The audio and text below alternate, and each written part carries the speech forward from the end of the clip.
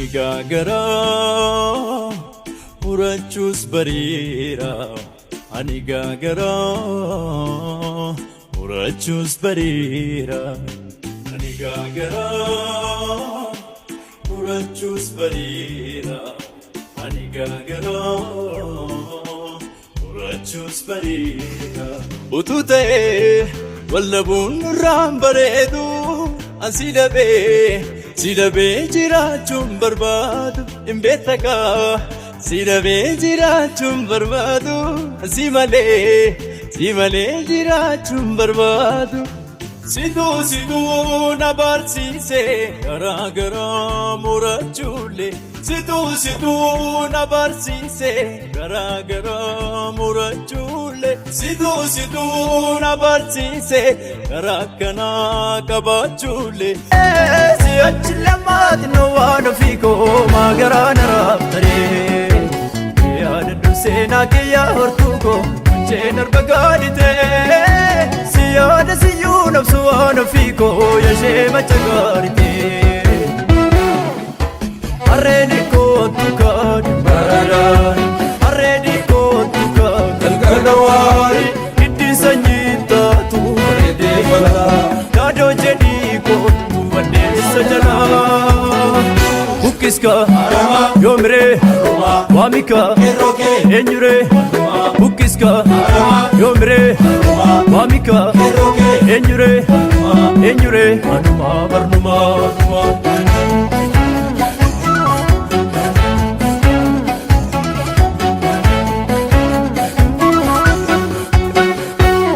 Rachiledi mate adatera magalana dattare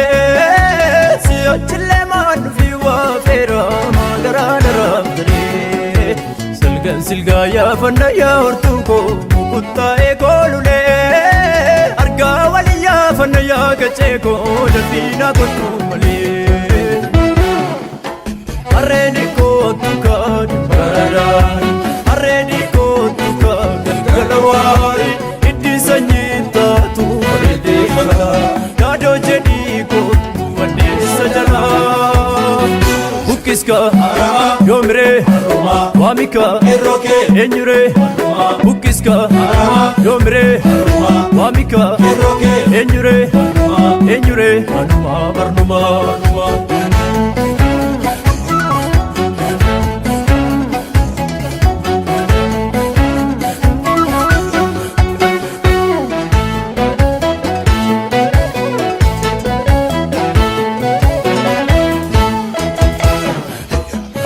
Golbon tel matashate abubi koram fateka urgufi bro ni jabdu rasme urgufna futa fateka Badisa yaben si choram yeshate korano kore bayate Balisa male si choram wanufi kalbi ko sito fute Ululle godo tafufam yeshate aboro bari simbirtu Silale kablo tanufam katise biftum belama baritu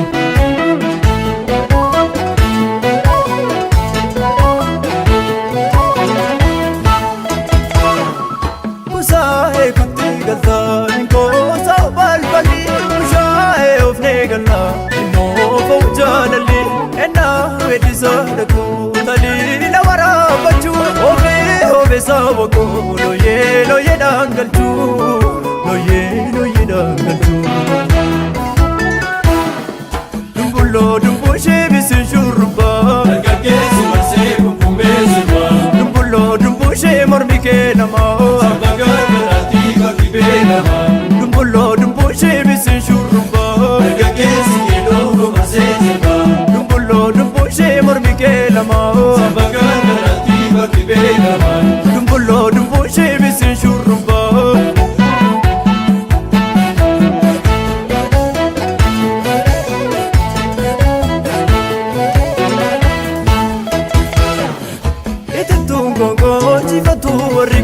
Situ ulen arjume Rachitu ormo ingitu arkake Bibi kuna kotume Kuma Mayyaafatuun barri kee shatee obboon kee garaa choffata kutaasii biteen siin galaaf garree koo muddeen sabbata.